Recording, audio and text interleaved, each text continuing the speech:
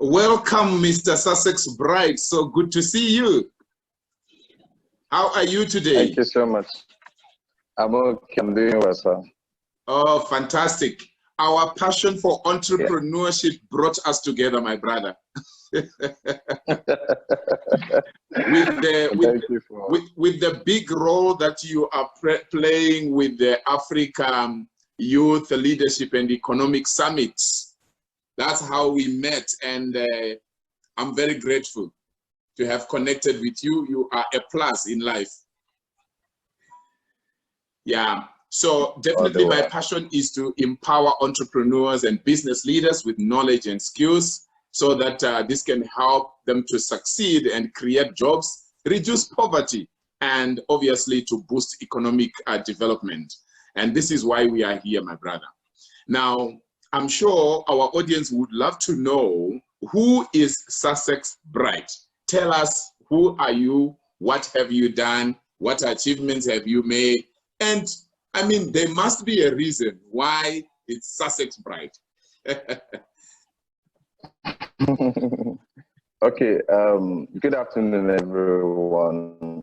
I'm glad that you tuned in and you're watching today from all over Africa. My name is Sucex Bright. I can best be described as a guy that believes in possibilities. Now, I grew up seeing the word possible and impossible in the dictionary. So I decided that I will remove the aim, the I am, and have only possibilities. So it has helped me guide my life towards believing that everything I want to do is achievable. So that summarizes everything I try to do. I believe in possibility. I grew up and I went to the university just like a brother was saying. And although what I wanted to read in school, my parents did not allow me to do that. So I ended up doing accounting.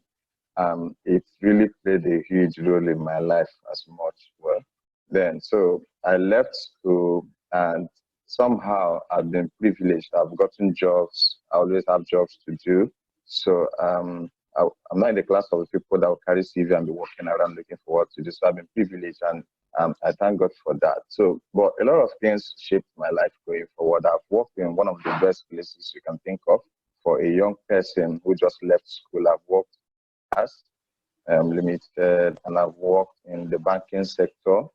And but all this while, one of the things that were at the back of my mind is how to make impact, how to contribute to the society, especially when it has people. So it shaped me. No matter the type of job I had, good paying job, good facilities, the best people in the world and all that, there's something that was always pushing me to go and start up a project that will make impact. So that was how in 2013, I had to leave 6 to 5 job. I have to leave working for organizations to come and set up what we have today as African Leadership and Economic Summit. But some of the jobs that shaped my life, the very last one that I did that shaped my life was that I was a marketing manager at Academic Business School. While at that job, I had the opportunity to consult and set up projects for African International Youth Chamber of Commerce and Investment, AYCCI, and I was overseeing the Nigerian project. So while on that job, we're able to develop what we call micro enterprise scheme for young undergraduates, for startups, for business people that have similar ideas and they want to go into business. So, and the common challenge was also always raising funds to start up businesses and all that. So we're working on a model that can help us set them up on a business and raise them funds and all that. So immediately after our directors finished a program in Singapore, where we took Nigerian youth to understudy the models that were put up together by investors and the government in Singapore, which have placed them among the first 20 emerging economies in the world today. So after doing that study, we were back home.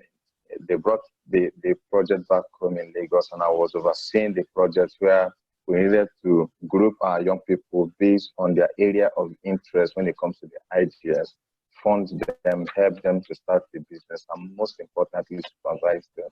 So I was able to work on that project, and when it was time for me to leave, with all the experiences I was able to get from that project, we started up the African Leadership and Economic Summit. From there, we've actually started up some other businesses that are also impacting people, helping them to get fully engaged. That's what Sucex Bright is. Thank you so much. Thank you very much for that. Our line doesn't seem to be very smooth. So I will kindly ask, as we go further, you can just try to remove the video and you see whether it can help the sound to be better. If it doesn't, then we can just return the video. Okay.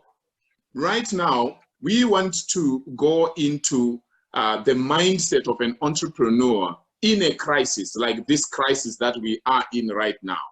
As you can see, we are in the COVID-19 crisis, which is paralyzing the whole world.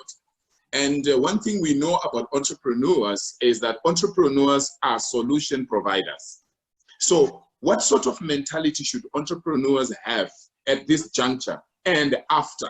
Not only entrepreneurs, but business leaders as well. Okay, I'm going to be talking basically from a practical standpoint because I don't do much of the theory, so I have to talk from my experiences and from the experiences of people around me. First of all, entrepreneurship is as much a mindset as it is a skill or an idea. So it's as much a skill, it's as much a mindset as much as it is skill on an idea. What this means is that as an entrepreneur, you should have a mindset that helps you to win all the times. It is very, very important. So this will guide us to look into the mindset an entrepreneur should have at the moment of crisis like this. First of all, I'm going to be dealing with only one of them, and I'll try as much as possible to explain it because we don't have much of time on this program today. So an entrepreneur should be able to think growth. As an entrepreneur, you should be a growth-minded person. It's very, very important to understand that.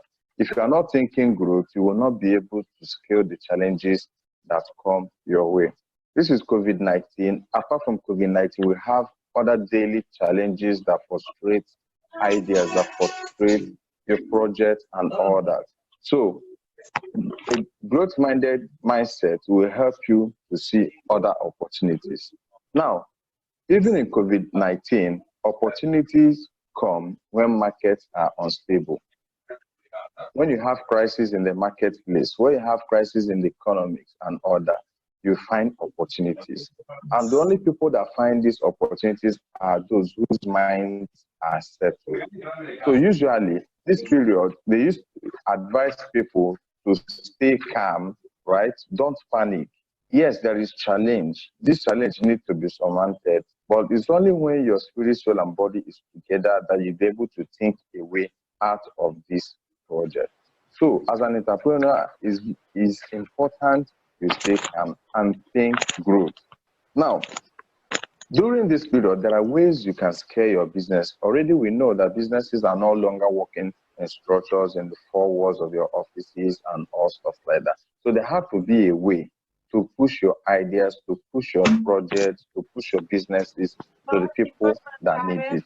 Because if you don't do anything at this period, your business is going to crash. Your business is going to stay down, stay at one place. So this is not a time to relax and watch trend. Is a time for those who understand the future, the dynamics of businesses to invest more. So one of the things you have to do this period is that you have to move your products, your business, your services from the store, from your shop to the street.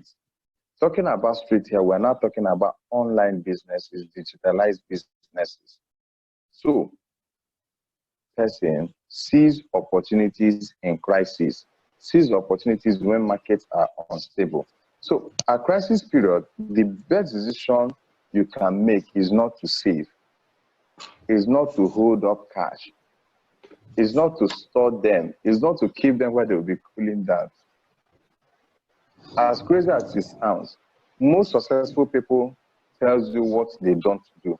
Most successful people will tell you, you need to save, you need to save, you need to save. When you save, they go to the bank and borrow those money and invest. So a crisis period like this, you need to invest, not to save, not to hold money in one place. Why do you need to invest? You need to invest because investment in right projects helps economies revive when it is time. When you're holding up cash, you will not be able to make the necessary impact that will help people scale the period. For instance, imagine there are no company producing anything at this moment. Imagine there are no right investment into businesses, into manufacturing, into products that we need while we're at home. So as an entrepreneur, your mindset is how should I invest into something that will help? How should I invest into something that will make impact even at this period? So when you take your eyes off the business, your business suffers. Are you there, sir? Yes, I'm there. I'm listening very carefully. Okay. So the major mindset of an entrepreneur through a crisis period like this is to think growth. It is very important to think growth, to think expansion, to make more moves into projects that can make impact. If during crisis you keep saying to yourself, I will expand, I will make impact, I will invest in projects that gives you growth, what happens to you is that you see opportunities. There is an opportunity in every problem. There is an opportunity in every crisis. How you become the next millionaire, the next billionaire, is to of the opportunities that come to you every day, and you go to the next level. So now, let me move to the next thing. When you're able to discover opportunities and ideas, what now happens next is that you'll be able to make impact. And this impact will be more evident when the crisis is over. People will remember you for the things you did, for the relief materials your company were able to share, for the impact, for being able to go to the store and they will find toilet rolls and stuff like that produced by your company and all that. So staying relevant at the time of crisis helps to make impact that will be remembered after the impact. Awesome. Very powerful. Thank you so much. Yes, so I hear you talking about impact, and I hear you talking about thinking growth. What happens to those businesses which are likely to be closed, which may not be able to be resurrected after COVID-19, or the owner is not sure about this business anymore? Are there any ideas that we could give, maybe to graduates that do not have jobs right now? Some people have lost their jobs. Some people have never gotten a job, and so on. What advice would you give? Okay, you're talking about businesses that can start up or that we can run during COVID crisis, right? Yes, yes. Okay, let me also start from those who are already running businesses and the businesses cannot work at this period. There are 3 levels of self-growth. There are 3 levels we need to engage in when we're talking about growth. First of all, self-growth, personal growth, family growth, and business growth.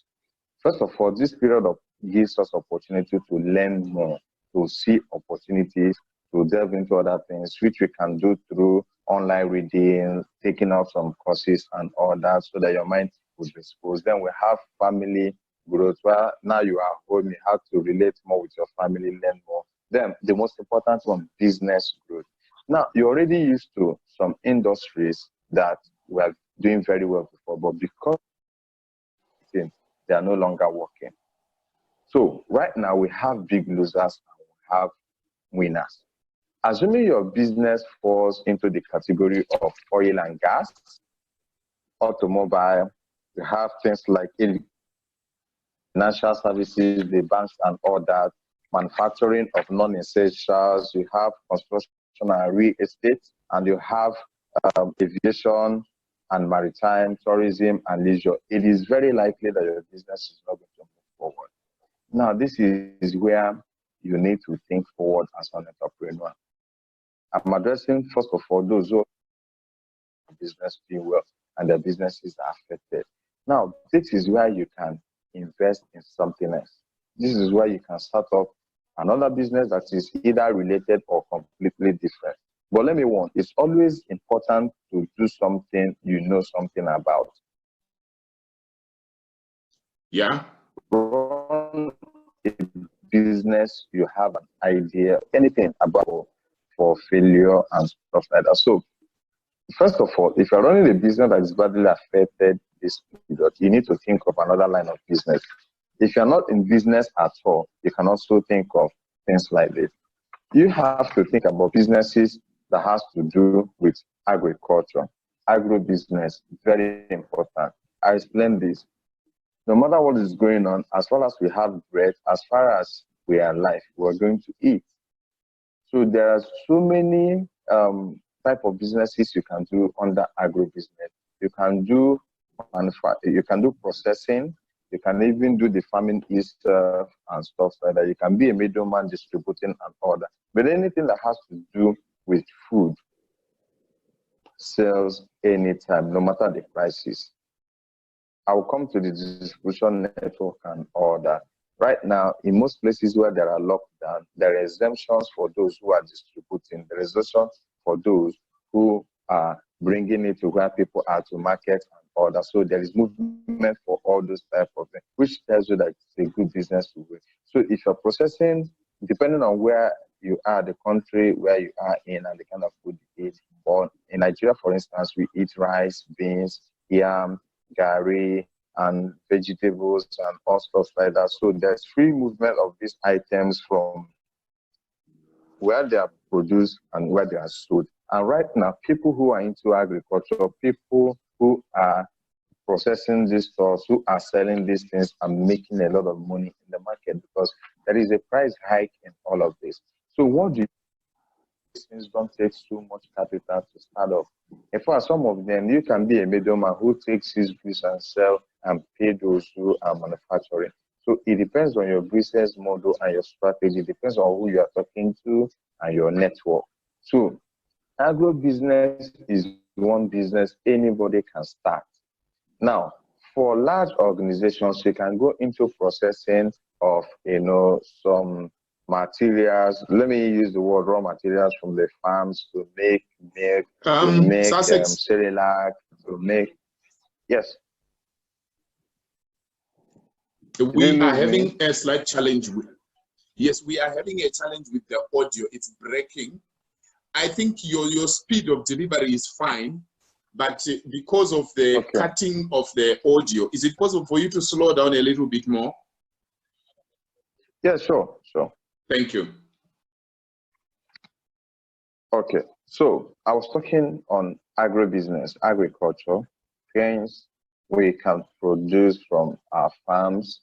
And this is one business people can invest in, whether in the farming stage or the processing stage or at the delivering stage.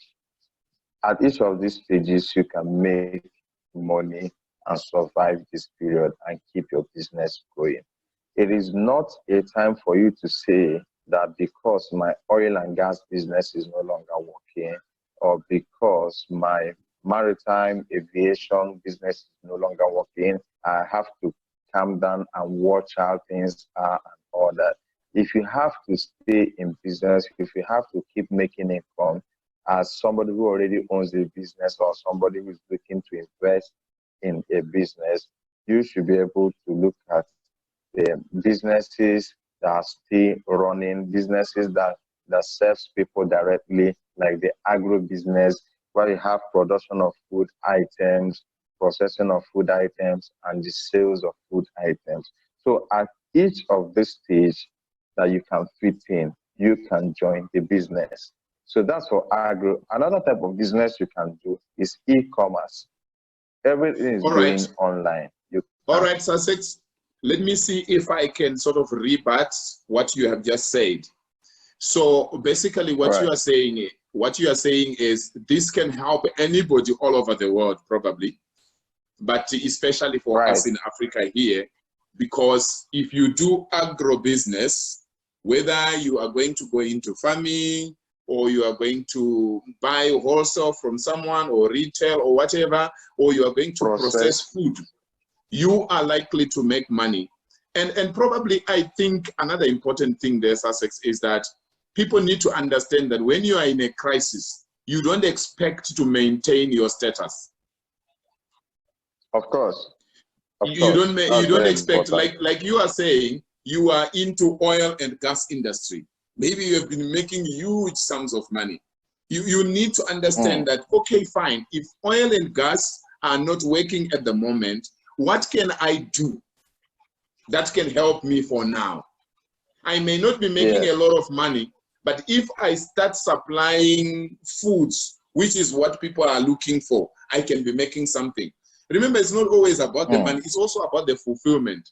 You know, for an entrepreneur, like those who have already been running business, it can be very painful for you to sit at home and not know what to do. So definitely to get fulfilled, that at least you have helped, you know, by selling your food, you have helped their family. By processing foods, you have helped some families, you know, to manage life. Exactly. So I really agree with you. So the next thing you were saying, e-commerce. Is in two parts. Okay. Is in two parts for an entrepreneur. Its profit and its impact. No entrepreneur wants to invest in something that will not give him income. But at the same time, the next big thing is impact. It's not just about profit now, it's about giving back something that helps everyone see during the crisis. So next thing I was talking about is e-commerce, ICT. You can run businesses. For instance, right now, everybody depends on the internet to get the news. Like in Nigeria, in about 3 states, Abuja and Ogun State, you can't move out. Everybody's indoors. So everybody depends on the internet to get a business. One of the things I've done during this lockdown for the last 3 weeks, which I wanted to do for the past 2 years, but I didn't have time to do it because we were traveling from here to there to run impact-based projects and programs and all that. But this crisis afforded me and my team the opportunity to develop a website. A website called you have developed your website. Right. Yes, in 3 weeks. And the idea of having this, we run a PR company that normally we do events, projects for high-profile people.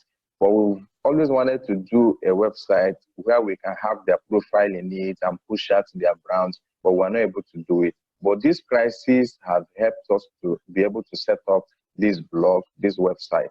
And a lot of people are already on that blog, getting daily stories, news of what is happening out there and all that. So an ICT person who understands what he's doing at this time will be developing blogs, web, e-commerce sites, payment platforms, payment options for companies who were doing businesses before.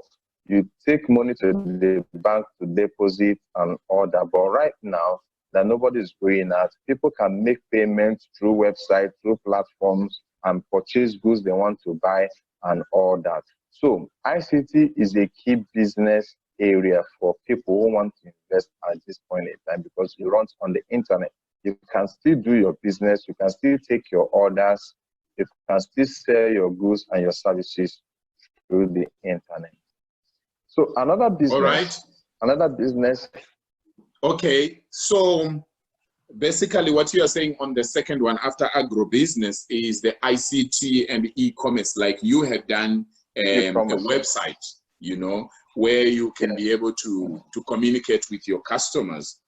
And then for people who understand ICT, they could actually be helping companies to do payment options and things like that. And I think at this juncture, for those people who are good at ICT, this could be a good time also to help schools to go online. It's not every school that knows how to go online. Yeah.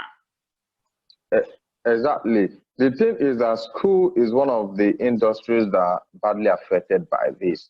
And I like what the Harvard Business School and London Academic Business School are doing right now. They are training teachers right now to go online to deliver their classes through online.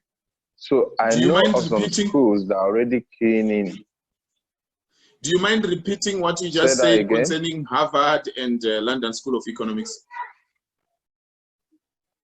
Okay. I said that the Harvard Business School and London Academic Business School in the UK right now are offering courses to teachers in secondary, primary schools, and even in the university. So after a 3 weeks intensive course online, you'll be able to teach your class from the internet, from your laptop, from your iPad, from your phone. You teach your classes at home and people sign in and do their normal class. Now, if you check in the UK and in the US, their schools are still running, but online. But elsewhere in Africa, we close down our schools and our students are at home. It shouldn't be. So this is an investment area too for schools, especially. They should take advantage of these courses, train their teachers, because the truth is that this might become the new normal. What is going on right now might become the new normal. It might not be. But what if it is the new normal? There needs to be a change in the way we do things. There needs to be a change in our trend. We should constantly improve ourselves. That's how entrepreneurs think. They grow. They learn things that help them grow their business. So education is changing, might change. So right now, they need to learn how to improve. So using websites to help schools is one key business area. Statistics shows that even in Lagos, Nigeria, that is the most is the business center in Africa, schools operating in Lagos up to 60% of the schools, 40 to 60% do not have a website. So this is a key business area for developers, a key business area for ICT people. They could reach out to schools with a proposal right now and say, we can develop this thing for you. You can get your parents to log in and their children will be able to learn whatever course you are offering online. It's a good business strategy. This has been here for a very long time. It's unfortunate that we were not moving with the trend. Now, I move to the next thing. Can I just say something there, Sucex?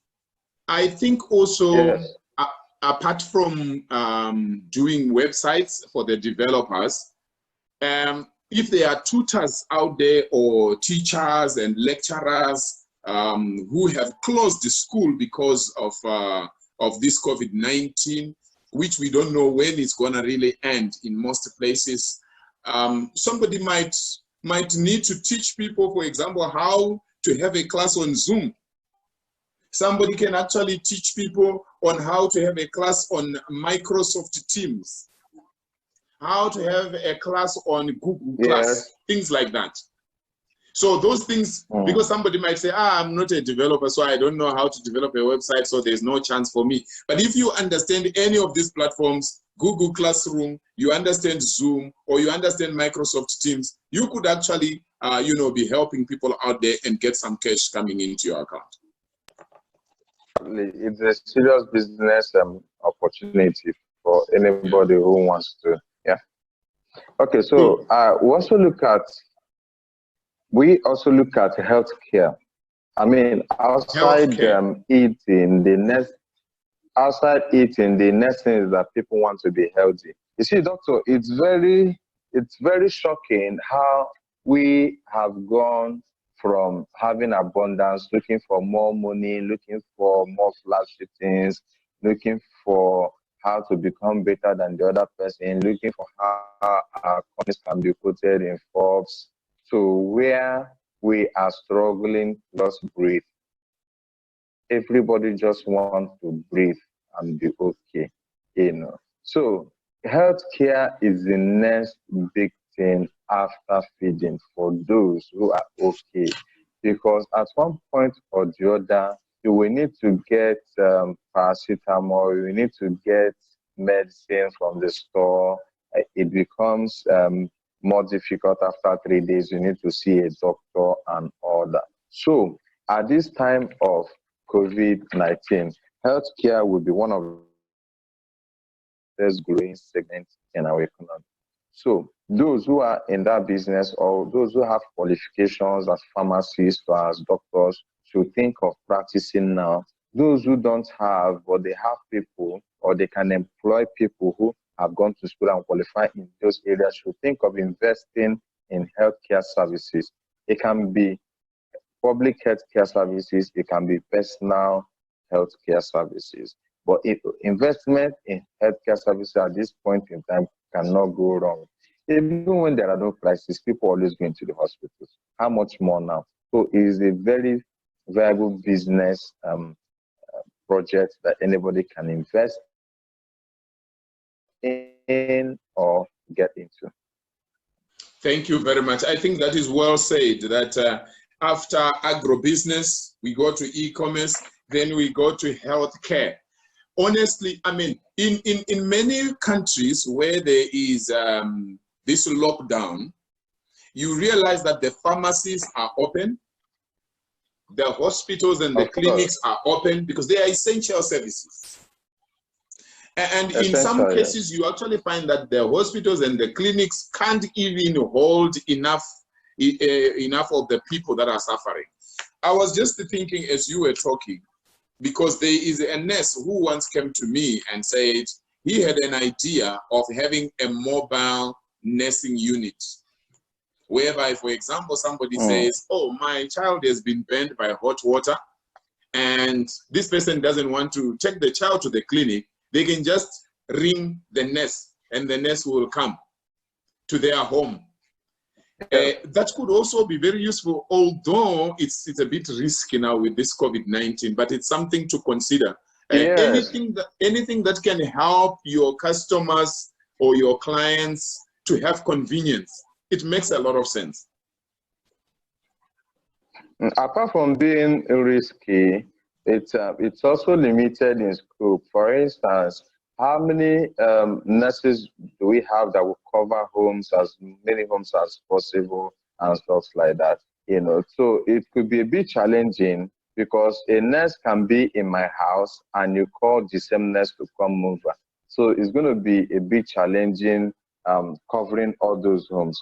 But it doesn't remove the fact that investment in healthcare services is very, very viable at this point in time. So it's one key area we should look at because people are eating and people's health are very, very important. Yeah, it's going to take a while, even after COVID, for the economy to come back to normal and all that. So another key area that we will also look at is logistics. Logistics will emerge.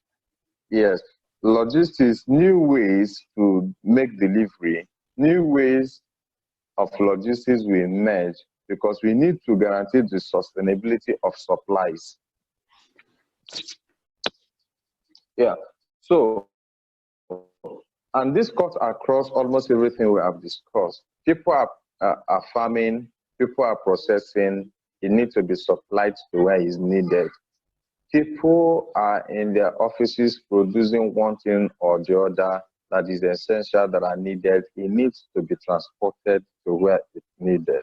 So now in Nigeria, for instance, in Ghana and some other countries, there are waivers for those who are on essential duties, even though there are no pronounced exemptions for transporters, but there are distribution net is very key. If you are interested in running a logistics company, a transport company right now, I think you should approach the relevant authorities and get a waiver or an exemption for your type of business.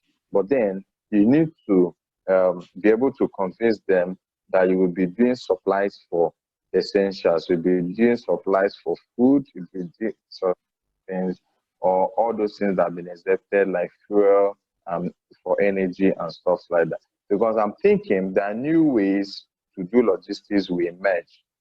Very key, it will emerge because people need to send items, goods from one place to another. Thank you very much, Sucex. I think, as you are saying, number 4, logistics, new ways of delivering are going to be needed. I think it's a very, very powerful point. You know what? Looking at what is happening right now, the trust factor has been affected. Because what is now happening is, even as individuals, people can no longer just trust you.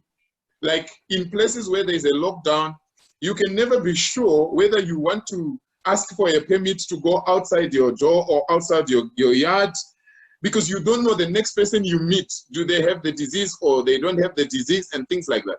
So I think at the end of the day, like you said earlier, mentioning the issue of local, you will realize that many times as countries, we have been depending on logistics that have something to do with other countries.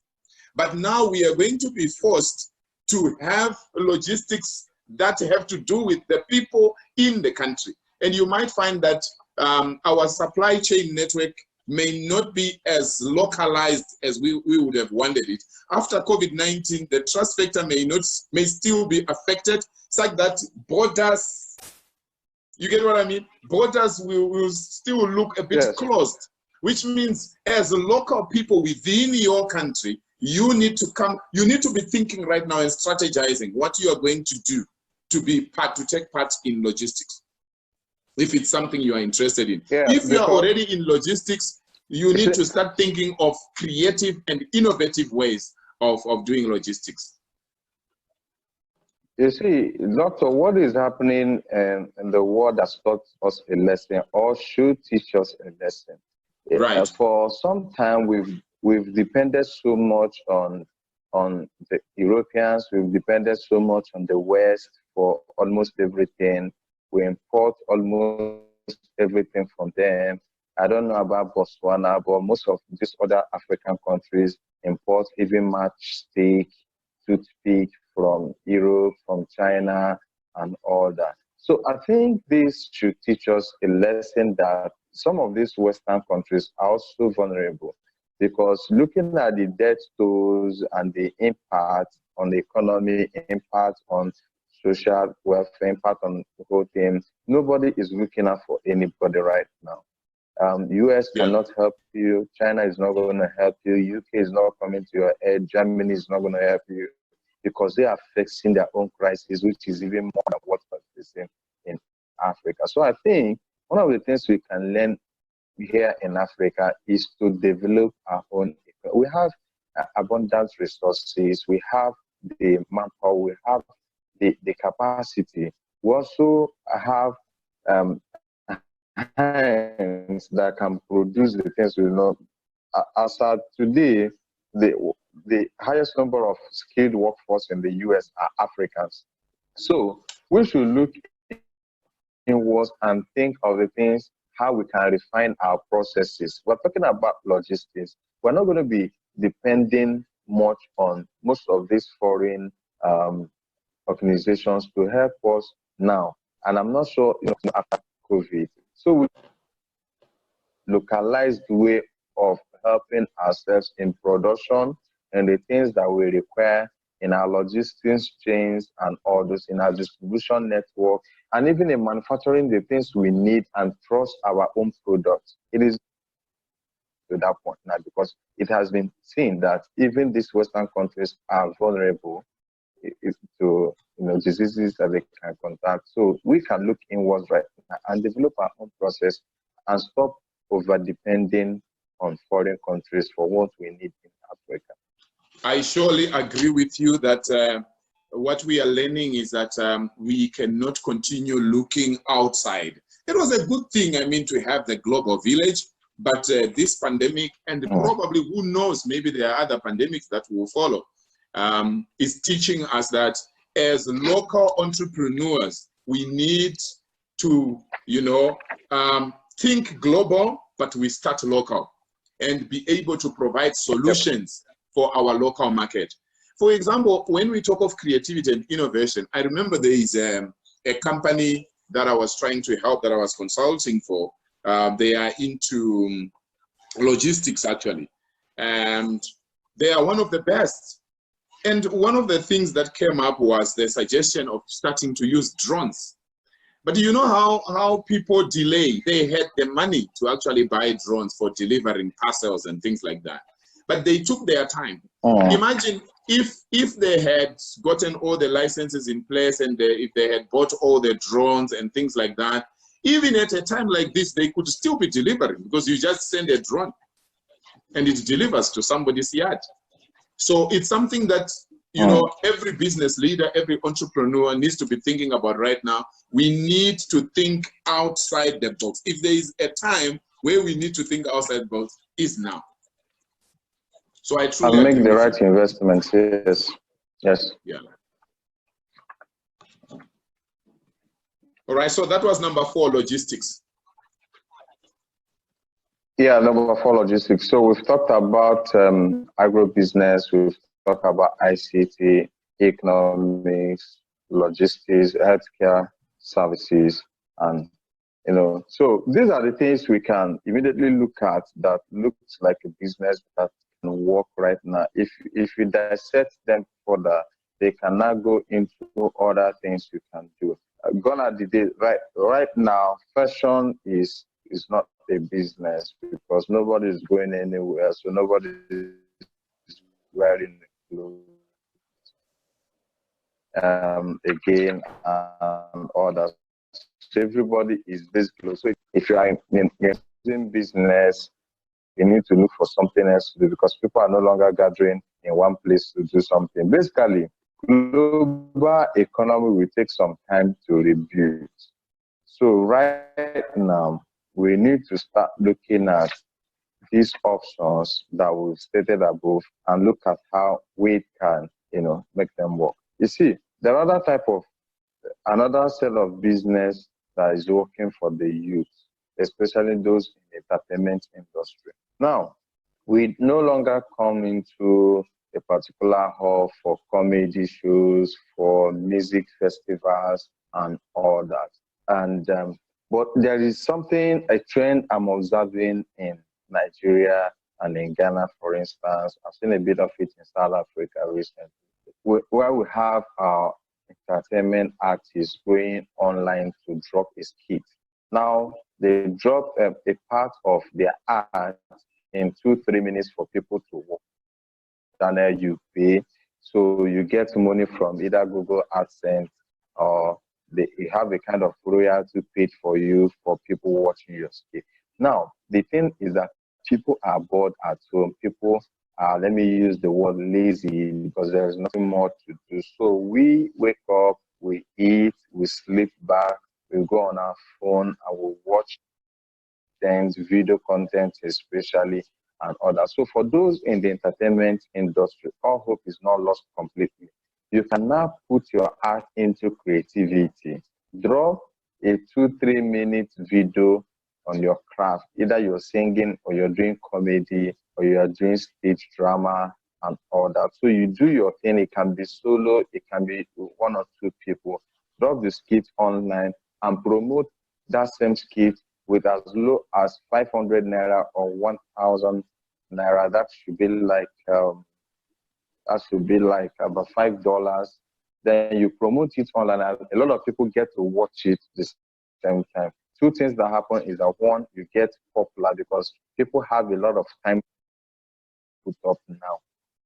Secondly, you earn some money from Google and also for putting your content online. So this is another good business for those in the entertainment industry.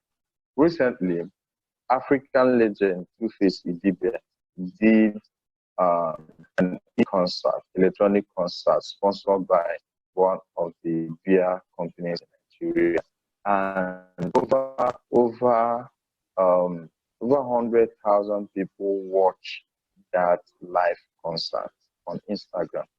He actually did some giveaways as well at that concert, and a lot of people watched. So he, number one, as an artist, he got paid, and all the viewers got entertained. And most likely, the companies that sponsored will have gotten some income from sales of their product and stuff like that. So this is a good business strategy for entertainers. Doctor, you want to say something? Thank you so much, Sucex. So unfortunately, our audio was cutting more there. So I will just try to repeat what you were saying for the sake of our audience. You were saying possibly our number 5 can be the performing arts or entertainment industry. Those who are into comedy, who are into music, the poets, those who are into drama. You can decide to do an Instagram live, or you get some apps, right, that you can use to reach out to your audience and get paid. And I like the other thing that you mentioned, where you are talking about sponsorships. Do you know that sponsorships have always been there? I mean, whether you are organizing an event, like some of us who organize events for speaking and things like that, we organize events like for training, speaking, and so on. You realize that you can get sponsorships. Like, for instance, I remember the other time I was helping the Professional Speakers Association, which I belong to, we were going to have a seminar. And I never visited the venue. I was sending emails. I was calling them. And we managed to get the accommodation. We paid online. And we even got complimentary accommodation. So I'm thinking, what will stop someone that now you are locked up? You can still get some sponsorships. People have been getting sponsorships from different companies that want to be known out there, and some of them are doing corporate social responsibility. You can still call them, you can still email them. It may not be as easy though, because you know when things are tough, everybody's trying to take very good care of the last cents they have. But you will find that some of these big companies may still be willing to sponsor you. So if you say, look, I'm in the performing arts and I want to perform, I want to have a live concert, maybe on Instagram for argument's sake, could you sponsor me? While I'm doing the concert, or while you may not even do it alone, you can do it with others. Yeah, a joint concert. These ones are in their room, these ones are in their room, these ones are in their room, and then you put together, you know, you are playing together, and then there is a sponsor who is advertising. Imagine like the example, Sucex, which you were giving, where you were saying 100,000 people gathered online for a concert. Which big company wouldn't want to be part of that? They would want to sponsor you, of course. Exactly. If you can convince them that I can gather 10,000 people, I can gather 1,000 people, I can gather 100,000 people, then in the midst of your online thing, they will be part of it, and they also advertise themselves. I think that's a very smart idea. So another business that relates to doing things for entertainment is for social media influencers. Now, I'll tell you something. At the program we host, the African Leadership and Economic Summit, I always say this all the time. I see a lot of young people holding very expensive phones. I mean, iPhone comes out, everybody wants to buy iPhone, especially the ladies. So they're holding up the phone, taking selfies, and sometimes they bend their mouth at one side or bend their leg just to take selfies. I don't know if it happens in your country. So I say often recently that these things can be a very serious business tools, right? So a few days ago, one of the industrialists in Lagos called me and said, Bright, I have a product and I need you to push out this product to the public. Everybody will see it right now because they are home. So, of course, those are the things we do. I took up the product and we had to build it into each of the articles we have on SB Signature that is going live today, by the way. So people still want to advertise their businesses even though there are crises, because they want to stay relevant. In fact, advertisement is one of the ways customers, they need to see that you're still in business. When you make an order, they deliver at home an order. So for influencers, what I mean influencers, I mean anybody that has time that is online. You're on Facebook, you're on WhatsApp, you're on Instagram, you're on Twitter, you're in all the social networks and all that. This is an opportunity you can use your social network to make money, especially if you have 1,000 followers and above.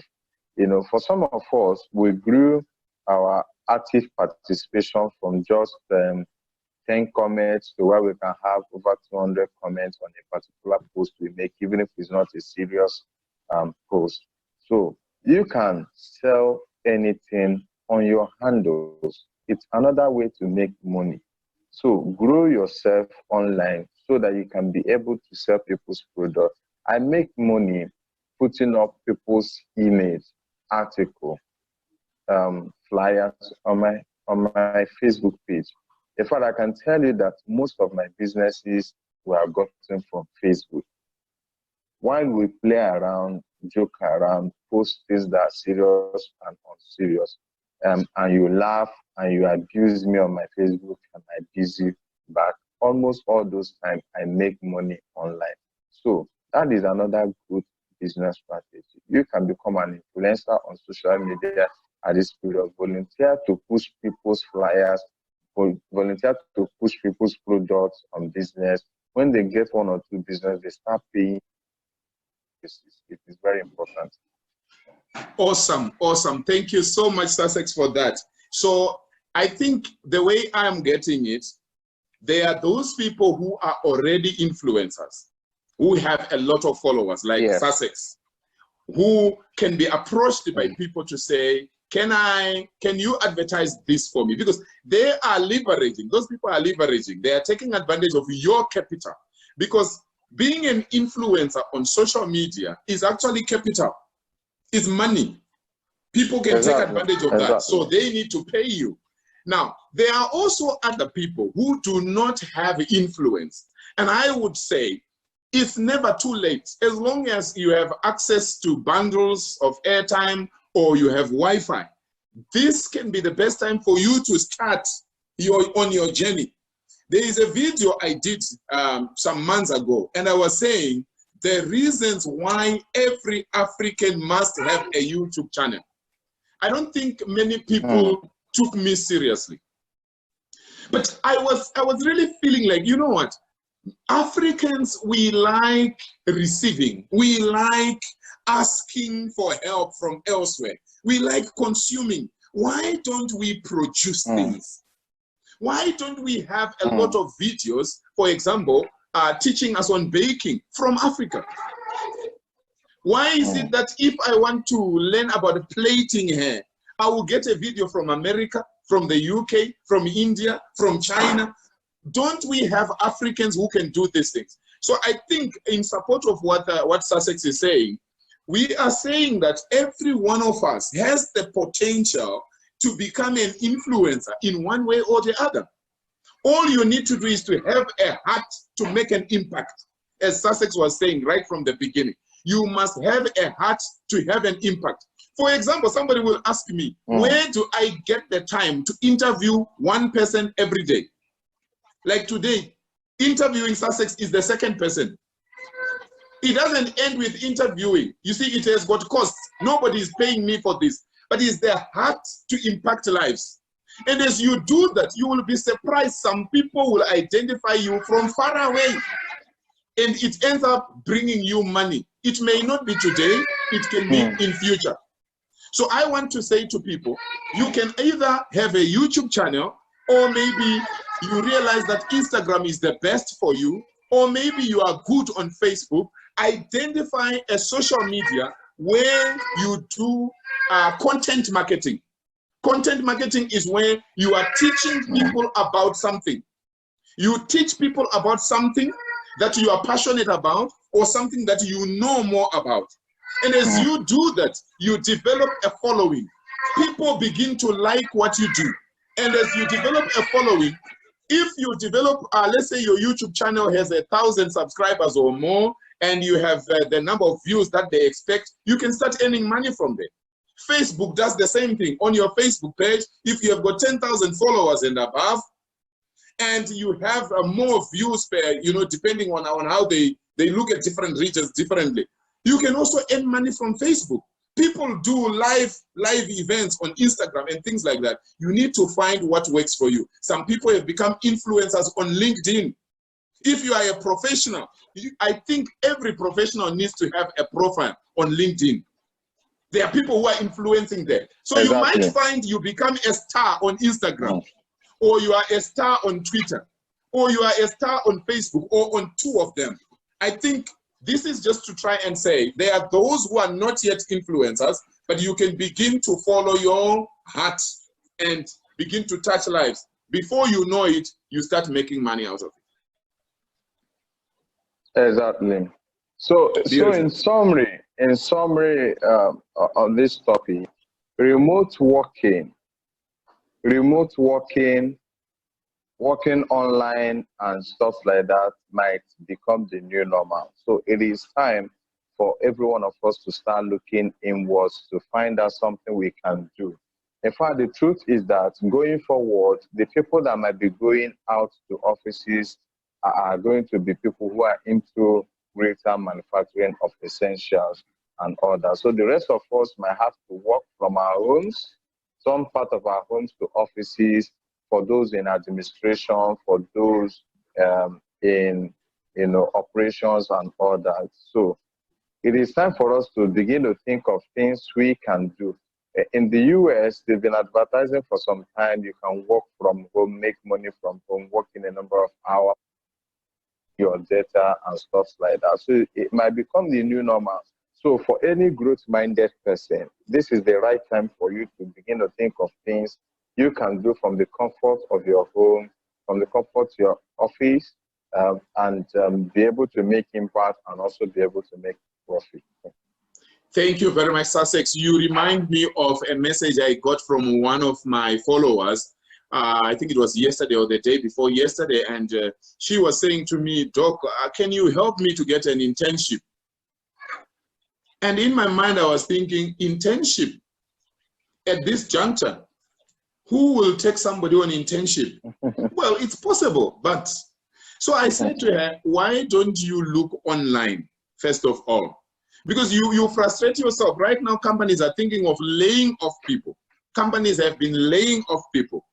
People are losing their jobs, and you want to come in as an intern. Unless you are an intern, that is not paid.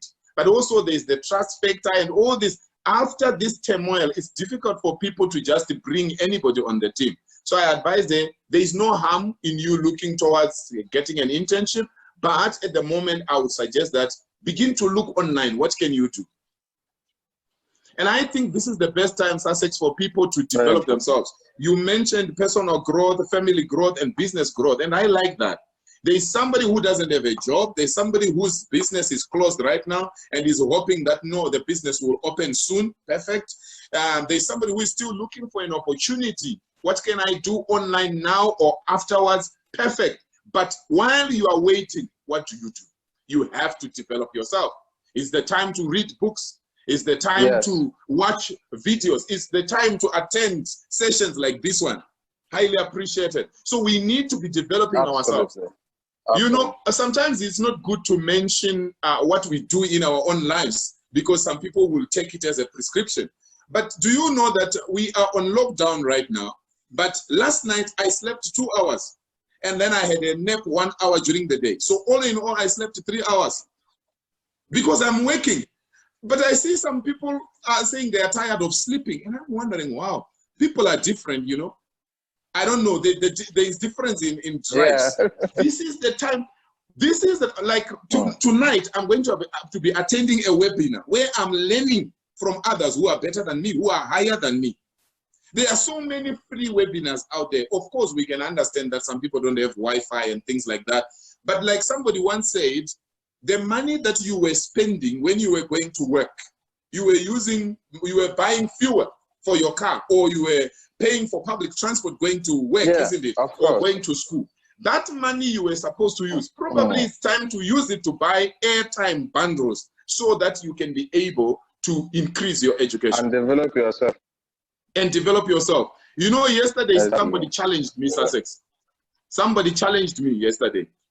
This guy is a lawyer, a renowned lawyer. Okay. He's also into real estate. He's a multi-millionaire. And I was chatting with him on WhatsApp, and he says to me, you know what, I'm sorry, these days I'm not responding very well because I am attending 2 different colleges. He is studying medical law. He did criminal law many years ago. Now he's studying medical law for reason A, B, C, D. And then he has another personal development course that he is doing.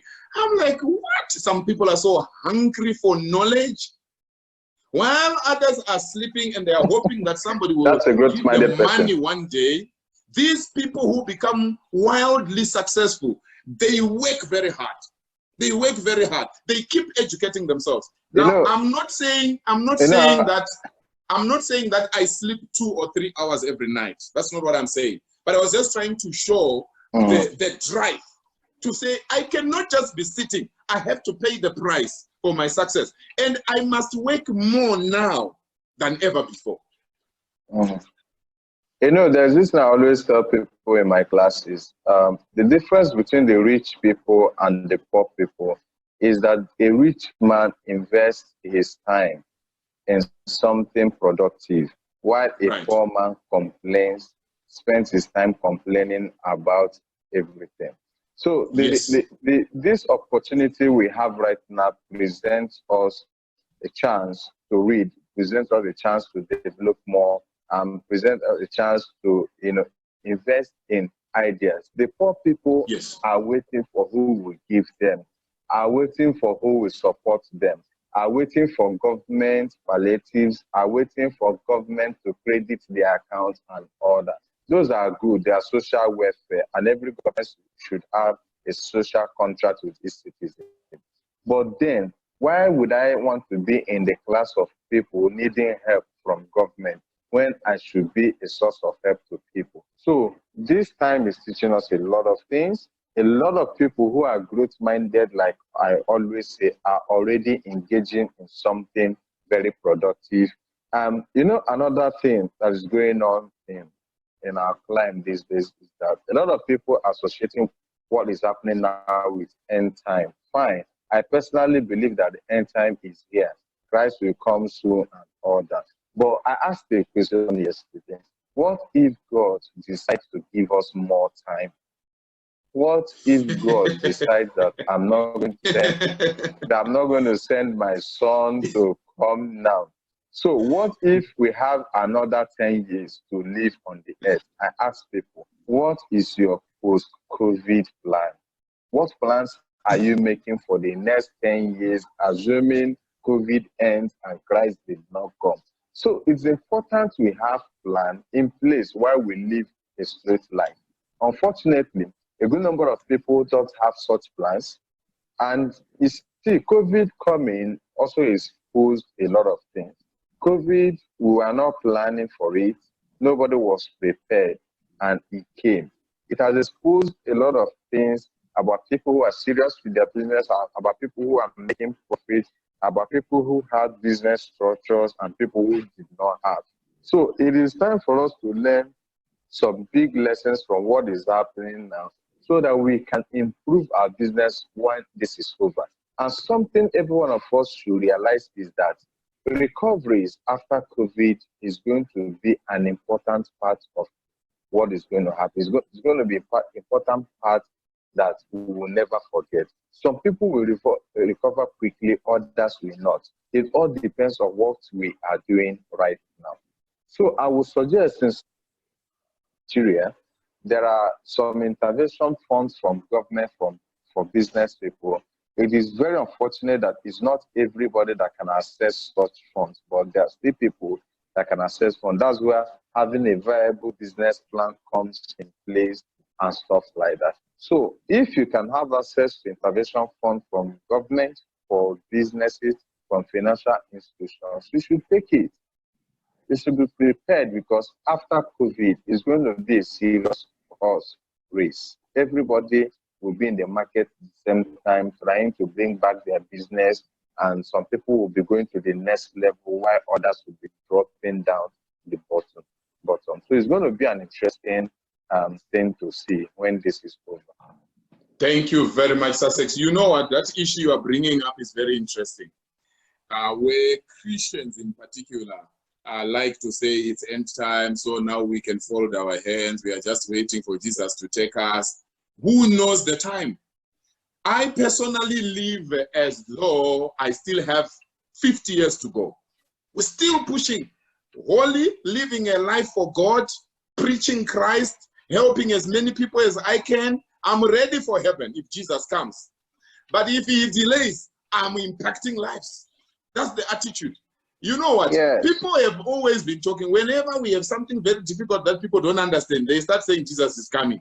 And then they want to fold their hands. Before the year 2000, in 1999, people said Jesus is coming, the world is collapsing, there will be computer back. Here we are. How many years later? We are still alive. If somebody did not do something to their life, they will be struggling. As a matter of fact, Doctor, I in a church, I slept in a church the crossover night from 1999 to 2000 because there was prediction everywhere that Christ was coming in 2000. So I didn't want to be taken unaware. So I had to sleep in a church in preparation for the coming. Right. So when we woke up the following day, and everybody was still around, my pastors, everybody, we knew that we were going to prepare. And I know a lot of people that sold off what they had. Now see the irony of things. People sold off what they have to have cash with them. So I was wondering, are you going to go to heaven with the cash that you are selling your things to hold?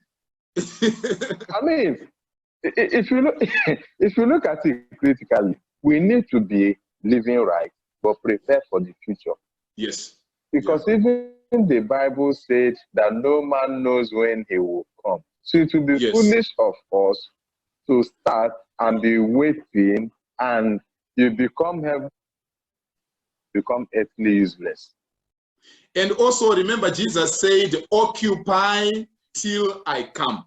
So as long as he has not yet come, we must continue doing the work and making impact. Sucex, I shouldn't forget this. Philip asked a question. Philip made a comment some couple of minutes ago, and he said, thank you very much. He is benefiting a lot from our discussion, but he wanted some advice. He is into real estate, and most of the things that he do are physical. So like right now under lockdown, what should he do? I don't know. Do you have anything that you can suggest? Okay, Philip, real estate business is badly affected.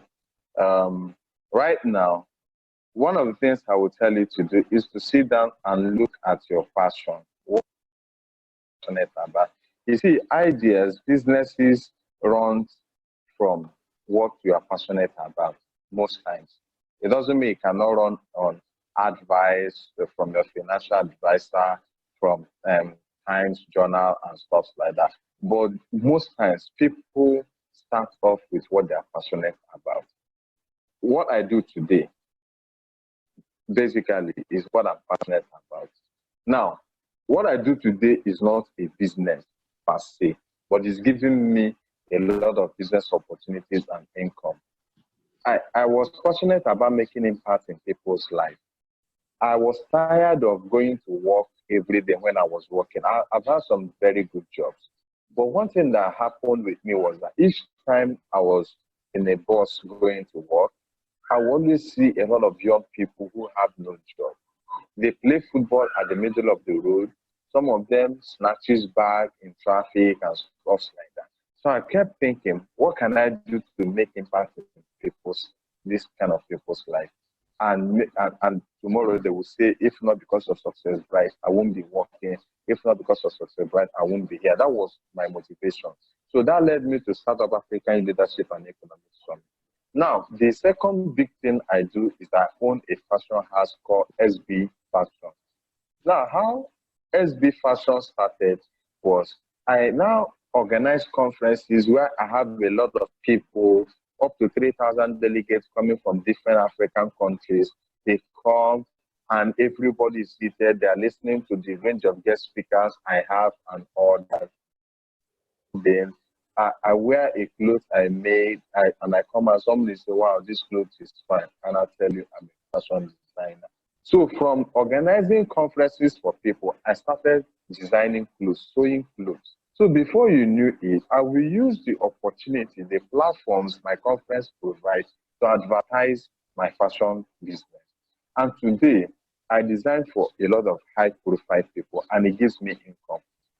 From organizing my conference, I discovered that I had a good interpersonal skills. I could relate with people, I can write, I can talk, and people will laugh. I decided to take an opportunity one day and host an event. I was hosting the event for a senior colleague of mine. Somebody from the newspaper house were in the house. At break time, she called me and said, you are good at this. Is this what you do? For me, that's an opportunity. And when opportunity comes, I cannot say no. I say, yes, I'm a professional event host. That was how I started hosting events for Business Day newspaper, which is one of the premier business newspaper house in Nigeria and in Ghana today. So today, I'm the official SME Clinic and Millennial Hangout event host for Business Day. So that is the second business. The third business, when I'm now hosting events for Business Day, I was asked one day, okay, after this event, why not do a summary of the program, a summary of what all the guest speakers and your panelists say and all that. I did the summary and the editor saw it and said, this is good. They now put it on the pages of newspapers. That is how today I own pages and Business Day, and I write for this newspaper houses and people. So it started with just me being passionate about making impact in people's life. So you need to sit down and say, what do I have passion for?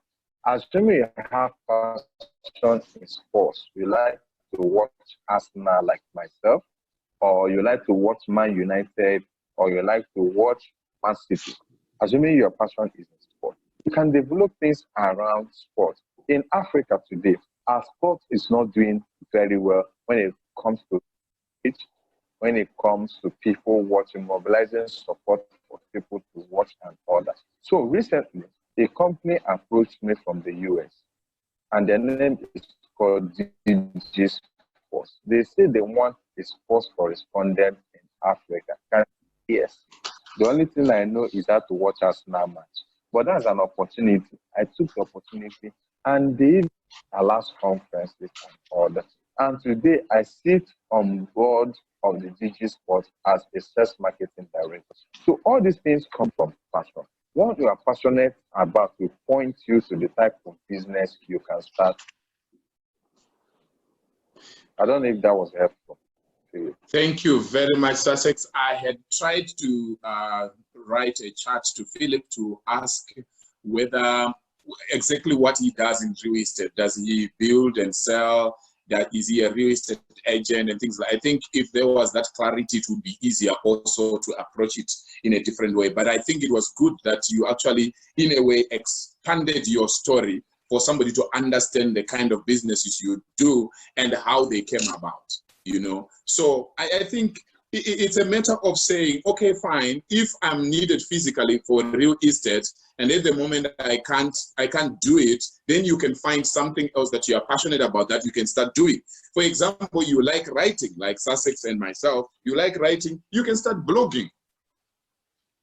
Even blogging for yourself.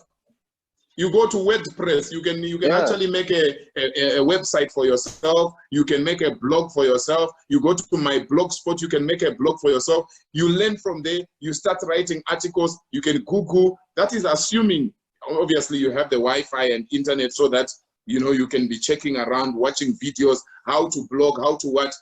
I have seen quite a number of people before COVID-19, even some university students, yes, Sucex, university students, you find that I Yes. saw one girl the other day. When she closed her eyes, there was a line coming on her eyebrows here. Very nice and shiny. And then when she opens her eyes, those lines disappear. I said, where did you do it? I told her I rarely comment on ladies, just in case I may not be understood properly. But I'm tempted to ask you, who did this? She said, I did it by myself. I said, what? Where did you learn it? She said, YouTube. I met another person again who said, I'm doing baking queen cakes and stuff like that. I said, where did you learn this? She said, I learned it on YouTube. There is one guy here in Botswana. He's one of the best in playing the best guitar. He learned it from YouTube. So guys, this is the time to upskill ourselves. You can start doing something completely different from what you were doing before, and before you know it, you become a star in it. As long as, like Sucex is saying, are you passionate about it? Okay, so Philip says, I market for developers as well as manage properties.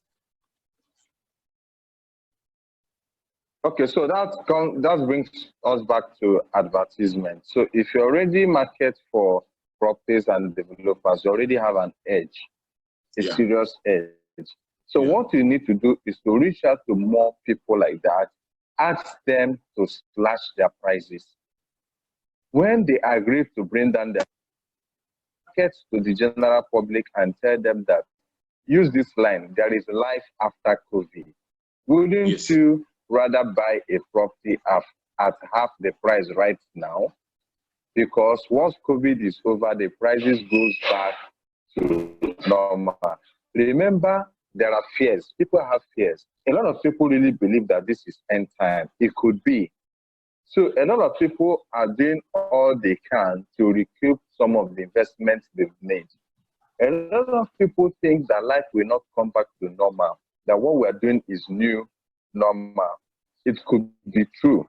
So there are fears in different sectors, in different industries and all that. So as a good salesperson, you can capitalize on the fears to make sales at this period. So it's a two-way thing. Negotiate with the developers, with the owners of the properties, get a reduction in the prices or COVID discounts. Look, tell the public there are people who still have money who would like to make such investment. Tell them there is life after COVID, invest in this project. The advantage you have is that you're already in this business. So maximize the opportunities you have right now and take it to the next level. Beautiful. Thank you so much. We are running out of time. Philip, I have two words for you. As a marketer for developers, I think you can still do that online, whether on social media, Facebook, Instagram, whatever, putting photos there. If you have a website, that could even be more advantageous, because these days one can do a virtual tour. I mean, even before COVID-19, when I'm looking for properties, I just go online, I click the photos and stuff like that. I do a virtual tour. I can see whether I like this property or I don't like it.